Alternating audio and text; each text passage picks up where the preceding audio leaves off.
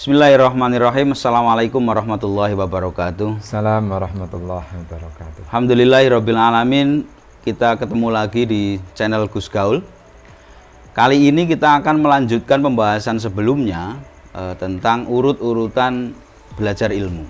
Atau murid ketika mencari ilmu ternyata ada tahapannya mana yang dipelajari dulu. Dan masih bersama kami Bapak Dr. Haji Muhammad Munir LC.MAG. Beliau adalah Ketua Dewan Pendidikan Kabupaten Madiun, pakar pendidikan. Beliau juga dekan di IAIN Ponorogo. Beliau juga dosen pengajar yang tentunya secara keilmuan tentang pendidikan tidak diragukan lagi. Kita akan melanjutkan tentang urut-urutan mempelajari ilmu. Pripun kabari? Alhamdulillah. Nah, kemarin ini sudah sampai di angka nomor 3 napa nggih? Tentang zat, sifat, fikih. Nah, sekarang akan dilanjutkan apalagi ini tahapan ilmu berikutnya yang dipelajari setelah mempelajari 3 ilmu itu. Monggo dipun mulai.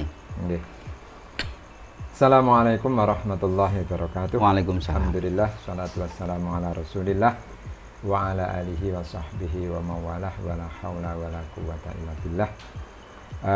Pemirsa, mari kita mengkaji kembali kitab Adabul Alim wal Muta'alim yang ditulis oleh Hadratus Syekh Mbah Hasyim Asy'ari, yang karya yang luar biasa di pesantren-pesantren yang biasa dipelajari oleh para santri.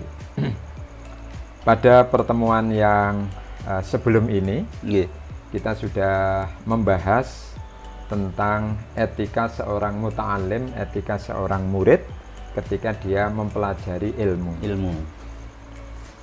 Di kitab ini dijelaskan ada 13 macam etika.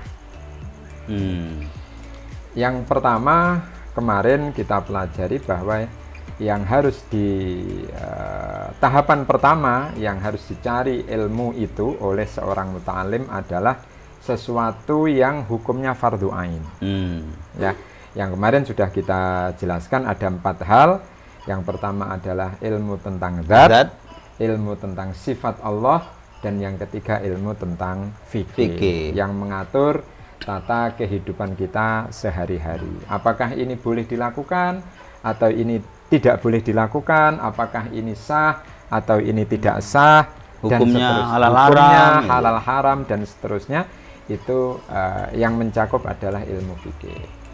Tetapi ilmu fikih yang dimaksud di kitab ini untuk diprioritaskan dipelajari itu 3 saja untuk yang step awal. Yang pertama adalah tentang toharoh, yang kemarin sudah kita jelaskan. Kemudian yang kedua tentang sholat. Kemudian yang ketiga tentang puasa. Seperti kita sekarang misalnya di bulan Ramadan, maka kita harus tahu hukum-hukumnya puasa di bulan Ramadan ini apa, kemudian mubtilatus syam yang membatalkan puasa itu apa, rukun-rukunnya apa, itu harus kita pelajari. Fadilah juga ya. Fadilah puasa hari pertama, hari kedua. Kalau misalnya kita membaca kitab Durratun Nasihin itu dijelaskan secara detail. Nah, yang keempat ini baru sebenarnya terkait ada dengan fikih. Setelah kita tahu dasar-dasar dari 3 ini, baru kemudian menurut kitab ini wa in kana lahu malun ta'allama ma yajibu alaihi fihi. Baru kalau dia mempunyai harta, dia mempelajari kewajiban-kewajiban dia dengan hartanya itu. Berarti ini nanti kaitannya adalah tentang zakat, infak, sedekah dan seterusnya. Nek ndak punya harta ya nggak usah belajar tentang zakat karena dia tidak akan mengeluarkan zakat. Nah, ini untuk tahap-tahap awal, tetapi berikutnya nanti kalau dia sudah menekuni itu, baru kemudian dia juga diperbolehkan untuk mempelajari. Itu 3 yang kita bahas pada pertemuan yang lalu. Sebelumnya. Kemudian al-ilmu rabi'. Jadi ilmu yang keempat yang menjadi fardu ain yang harus diprioritaskan oleh seorang murid dalam mempelajari agama adalah ilmul ahwali wal maqamat wa makhadi'an nufus. Jadi ilmu tentang ahwal, hal ihwal sesuatu dan maqamat, tingkatan-tingkatan sesuatu. Wa makhadi'an nufus. Nah, wa makhadi'in nufus, dan ilmu tentang hal-hal yang bisa menipu diri. Menipu diri. Inilah kemudian yang oleh sebagian ulama ilmu ahwal wal maqamat ini disebut dengan ilmu tasawuf. Jadi setelah kita mempelajari fikih, itu kita harus mempelajari tasawuf. Karena Islam niki ilmu tasawuf itu mirip dengan ilmu-ilmu terkait dengan etika. Jadi tidak hanya sekedar tahu fikih ini boleh, ini tidak boleh. Syariat. Iya, syariat, tetapi harus tahu tasawuf. Harus tahu tasawuf. Ternyata wajib ya? Wajib dipelajari. Gitu. Saya kasih contoh misalnya begini, Mas Bambang. Aurat laki-laki misalnya, menurut fikih, aurat yang mughalladah, ya. Aurat yang mughalladah karena ada yang mukhaffafah. Ada yang mukhaffafah. Aurat laki-laki yang mughalladah itu ma bainar rubbati was surrah. Antara dengkul sampai pusar. Pada saat sholat itu yang wajib ditutup. Karena tutup itu aja boleh. Boleh. Jadi ketika orang pakai sarung di atas pusarnya, kemudian sarungnya itu sampai di bawah dengkulnya, itu secara hukum fikih sudah boleh. Sah sholatnya. Tetapi masa iya menghadap Allah berdoa kok seperti itu? Padahal wong kita mau sowan kepada kiai saja misalnya. Enggak kiai lah, kepada Mas Bambang saja misalnya. Kita kan harus beretika. Nah, gitu lah. Harus memilih pakaian yang baik. Apakah pakaian itu wajar, pantas atau tidak? Nah, ini etika ini. Nah, ini etika. Apalagi itu kepada Allah. Gitu. Maka kalau ilmu kita itu kita cukupkan sampai di fikih, sampai syariat saja. Oh, alangkah kita ini dianggap orang yang tidak punya etika. Tidak punya etika. Misalnya kita memanggil orang, memanggil orang. Itu yang baik dalam syariat kan memakai kunyahnya. Kunyah itu adalah kalau Arab misalnya kunyah itu panggilan yang paling disenangi oleh yang bersangkutan. Kalau di Arab itu biasanya kalau dia punya anak pertama namanya Muhammad, maka bapaknya tadi disebut dengan Abu Muhammad. Gitu. Abu Muhammad. Ini memang kunyah disebut dalam. Itu yang paling disukai oleh orang-orang. Kalau di Jawa kan juga begitu di Indonesia. Betul. Ada Mas, Kang. Gitu. Meskipun sebenarnya kita tidak memakai itu secara fikih boleh. Saya misalnya memanggil Mas Bambang ini, Bang. Tapi kan itu tidak beretika. Rasanya gimana? Saya manggil Pak dosen, langsung namanya kan juga nggak pas. Iya, nggak pas. Meskipun boleh sebenarnya secara syariat itu ya. Secara syariat boleh. Nah, ini kan perlu pendalaman, perlu ilmu tentang tasawuf. Dan itu ada di tasawuf itu ada di tasawuf. Jadi ilmu tasawuf itu ternyata ilmu yang sangat penting juga untuk menjaga etika kita, baik etika sesama manusia, apalagi etika kepada Allah Subhanahu wa Ta'ala. Maka ilmu tasawuf ini menurut Hadratus Syekh Mbah Yai Hasyim Asy'ari itu merupakan ilmu yang hukumnya fardhu ain untuk kita ketahui. Ya? Iya, untuk kita ketahui dan kita amalkan tentunya. Kalau sekedar diketahui tidak diamalkan ya muspro. Nggak mengubah. Tidak mengubah sikap tidak merubah sikap kita. Tetap saja duwe ilmu karo ora padha wae. Maka setelah kita mempunyai ilmu itu kita harus merubah sikap kita sesuai dengan ilmu yang kita punyai itu. Jadi ini adalah fardhu ain, Mas. Hmm. Jadi nek awake dhewe kalau kita ini tidak mengetahui 4 hal ini dosa. Wah, ini. Dosa, bener dosa. Dan ini harus diketahui ini oleh semua ini. Oleh semuanya. Jadi jangan sampai kemudian kita ini mempelajari Quran gitu misalnya, ujuk-ujuk mempelajari Quran, tetapi orang ngerti hukumnya poso. Oh, iya. Nggak boleh itu. Kita mempelajari tentang ilmu yang daki-daki, ilmu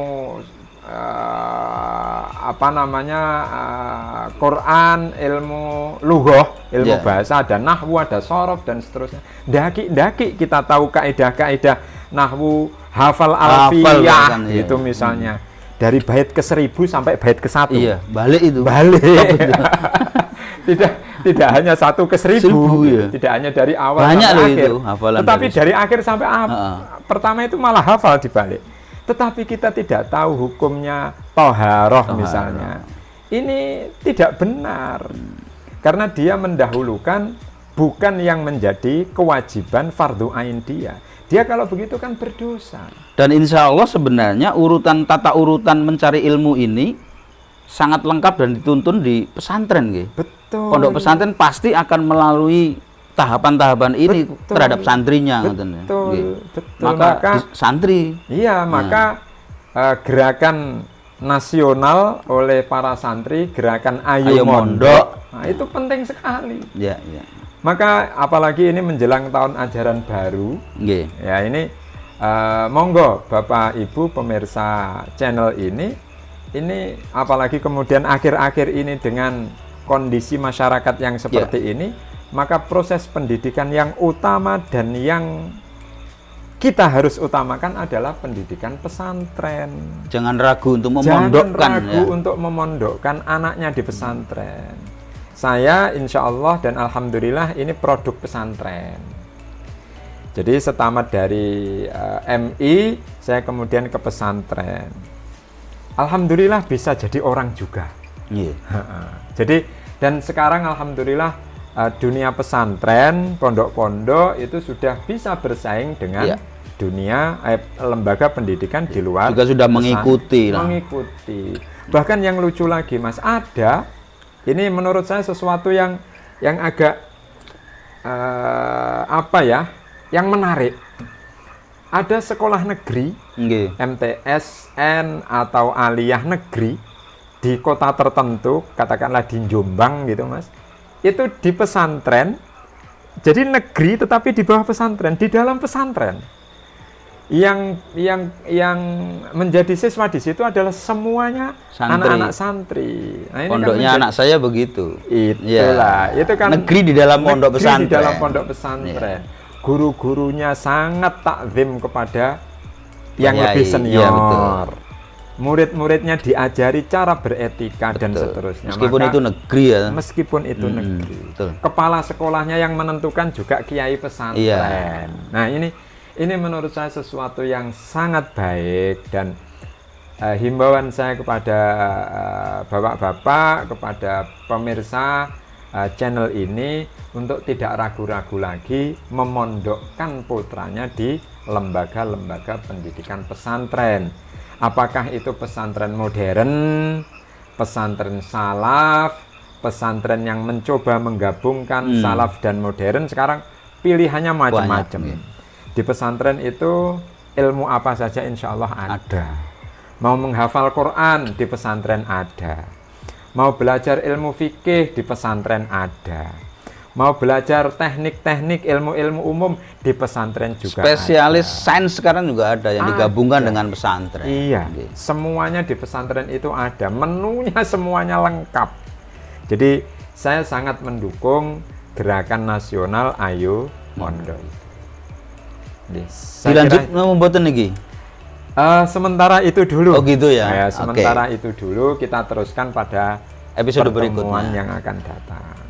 Monggo doai untuk mengakhiri sesi kali ini. Terima kasih para pemirsa. Mari kita bersama-sama memohon kepada Allah untuk berdoa dan mudah-mudahan apa yang kita pelajari meskipun ini sangat singkat, sangat sedikit, Mudah-mudahan bisa menambah wawasan kita Amin. bersama. Amin. Mudah-mudahan bisa membawa keberkahan, Amin. mendapat keberkahan dari Allah Subhanahu wa taala. Allahumma salli ala sayyidina Muhammad wa ala ali sayyidina Muhammad. Sallallahu. Sallim wa radiyallahu tabaraka wa ta'ala an kulli sahabati Rasulillahi ajma'in walhamdulillahi rabbil alamin. Amin. Allahumma ighfir lana wa liwalidayna warhamhuma kama rabbayana shighara. Allahumma ighfir lil mu'minina wal mu'minat wal muslimina wal muslimat al ahya'i minhum wal amwat. Allahumma ij'al ijtima'ana hadha ijtima'an marhuma waj'al tafarruqana min ba'dihi tafarruqan ma'suma birahmatika ya arhamar rahimin. Rabbana atina fid dunya hasanah wa fil akhirati hasanah wa qina adzabannar. Wa sallallahu ala khairi khalqihi sayyidina Muhammad wa ala alihi wa sahbihi wa baraka wa sallam. Walhamdulillahi rabbil alamin. Al-Fatihah. A'udzu billahi minasyaitonir rajim. Bismillahirrahmanirrahim. Bismillahirrahmanirrahim. Alhamdulillahirabbil alamin. Arrahmanirrahim. Maliki yaumiddin. Iyyaka na'budu wa iyyaka nasta'in. Ihdinas siratal mustaqim, siratal ladzina an'amta 'alaihim ghairil maghdubi 'alaihim waladdallin. Amin. Dari saya cukup seperti itu. Kurang lebihnya mohon maaf. Wallahul muwaffiq ila aqwamit thoriq. Assalamualaikum warahmatullahi wabarakatuh. Waalaikumsalam warahmatullahi wabarakatuh. Demikian pemirsa channel Gus Gaul sudah tuntas ini membahas tentang yang wajib, urut-urutan ilmu yang wajib dipelajari oleh murid, siswa atau santri. Yang Kita fardu fardu ain ain. ya. Yang fardu ain dipelajari. Kita akan bertemu di sesi berikutnya dengan bahasan-bahasan yang lain masih dalam ngaji kitab Adabul Alim wal Muta'alim di channel Gus Gaul. Terima kasih. Wallahul muwaffiq ila aqwamit thoriq. Assalamualaikum warahmatullahi wabarakatuh. Assalamualaikum warahmatullahi wabarakatuh.